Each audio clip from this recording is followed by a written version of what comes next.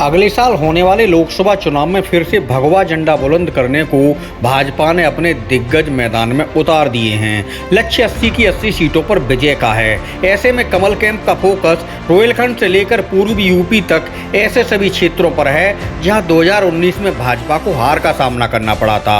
इनमें रोहिलखंड की 6 लोकसभा सीटें भी शामिल हैं। अहम खबर ये है कि रोहिलखंड में हारी जीती सभी 11 सीटों पर मोर्चा संभालने केंद्रीय गृह मंत्री अमित शाह खुद मैदान में आ रहे हैं। 29 जून को बिजनौर में अमित शाह की विशाल रैली से ऑपरेशन रोहिलखंड की शुरुआत होने वाली है। इसी तरह भाजपा अध्यक्ष जेपी नड्डा पूर्वी यूपी में मोर्चाबंदी संभालेंगे। उनकी 27 मई को बसपा के कब्जे वाली श्रावस्ती लोकसभा क्षेत्र में रैली होने जा रही है, जिसमें वह चुनावी हुंकार भरेंगे। मौजूदा समय में रोहिलखंड की 11 सीटों में से 6 पर भाजपा काबिज है, जबकि बसपा की झोली में 3 और सपा के पास 2 सीटें हैं। 2019 में भाजपा जीती तो 11 में से 5 ही सीटें थीं, मगर आजम खां के इस्तीफे के बाद रामपुर में हुए उपचुनाव में सपा को हराकर कमल खिल गया था।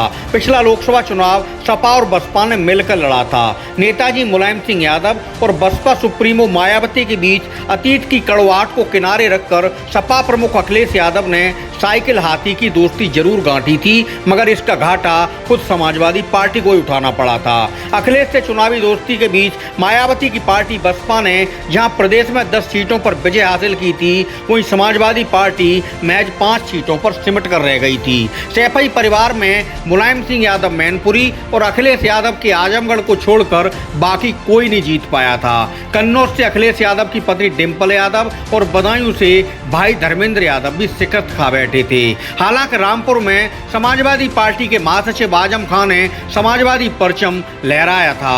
वहीं मुरादाबाद में डॉक्टर एस.टी. हसन विजयी रहे थे। वहीं संभल से शफीकुर रहमान बर्क जीतने में कामयाब हुए थे। इसी तरह रोहिलखंड में आने वाली अमरोहा सीट से बसपा के कुंवर दानिश अली ने सीट अपने नाम की। बिजनौर में जीत का सेहरा बसपा के मलूक नागर के सिर सजा था। इसके अलावा नगीना सुरक्षित सीट से गिरीश चंद ने बाजी मारी थी। मुरादाबाद मंडल में भले ही सपा बसपा का गठजोड़ जरूर भाजपा पर भारी पड़ा था, मगर बरेली मंडल में भगवा सेना के आगे साइकिल हाथी की दाल नहीं गली थी। बरेली से भाजपा के दिग्गज नेता संतोष गंगवार 8वीं बार चुनकर संसद में पहुंचे थे, तो पड़ोस की आंवला लोकसभा सीट से कश्यप समाज के बड़े नेता धर्मेंद्र कश्यप दूसरी बार सांसद चुने गए थे।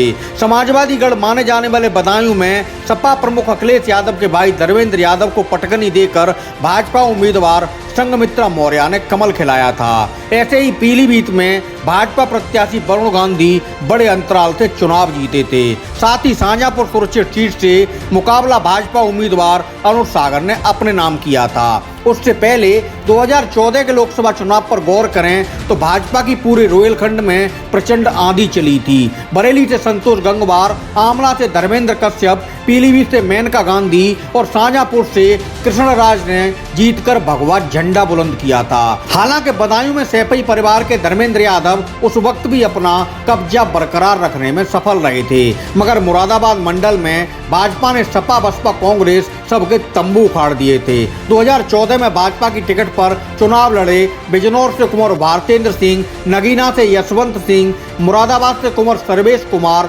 रामपुर से डॉक्टर नेपाल सिंह, संभल से सत्यपाल सिंह और अमरोहा से कुंवर सिंह तंवर ने कमल का परचम फहरा दिया था। 2014 के चुनाव में रोहिलखंड की 11 सीटों में से 10 पर भाजपा तो सपा को 1 सीट पर जीत मिली थी।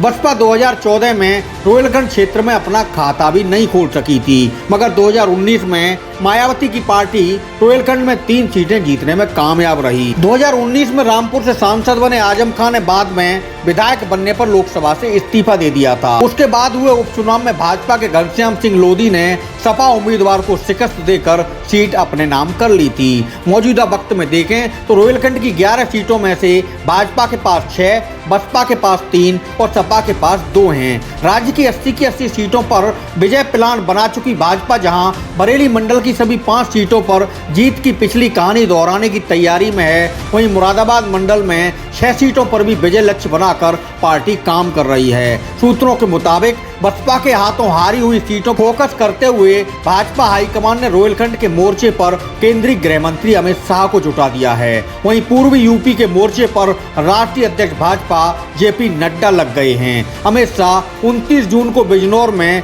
विशाल सभा करने के साथ पश्चिमी यूपी और रोहिलखंड में मिशन 2024 का आगाज करने वाले हैं। जाट बहुल बिजनौर लोकसभा क्षेत्र में पिछली बार बसपा उम्मीदवार मलूक नागर ने 69,941 वोटों के बड़े अंतराल से भाजपा के भारतेंद्र सिंह को हरा दिया था।